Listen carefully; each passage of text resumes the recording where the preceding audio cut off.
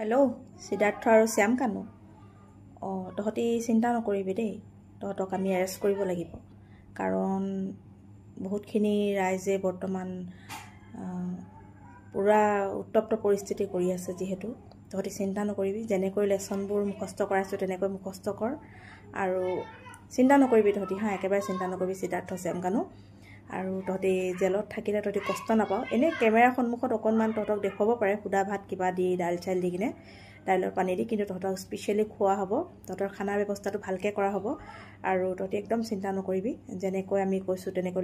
লেচনবিলাক তহঁতি মুখস্থ কৰি ৰাখিবি আৰু একো যাতে কথাৰ খেলি মেলি তহঁতি নকৰ তহঁতি বেলেগ কয়দীৰ লগত বাৰু থাকিব নাপাওঁ তহঁতক স্পেচিয়েলি ৰখা হ'ব তহঁতি চিন্তা নকৰিবি খোৱা বোৱা ভালেই পাবি কিন্তু যদি কেমেৰাৰ সন্মুখত মানে হাঁহি নিদিবি দেই কেতিয়াও হাঁহি নিদিবি একদম ডিপ্ৰেশ্যন হৈ দেখাবি তহঁতিও যে ভাগি পৰিছ তহঁতি কবি যে ন্যায় লাগে আমাক তহঁতি ন্যায় লাগে বুলি কবি দেই তেতিয়া তহঁতি হয়তো বাচিব পাৰ তহঁতি ন্যায় লাগে কবি কিন্তু নোকোৱাকৈ নাথাকিবি কোনে ক'ব পাৰোঁ এনেকৈ ভাবকচোন বাৰু এনেকুৱা লাগিছে কিন্তু মনটো সেইকাৰণে এইবিলাক কৈছোঁ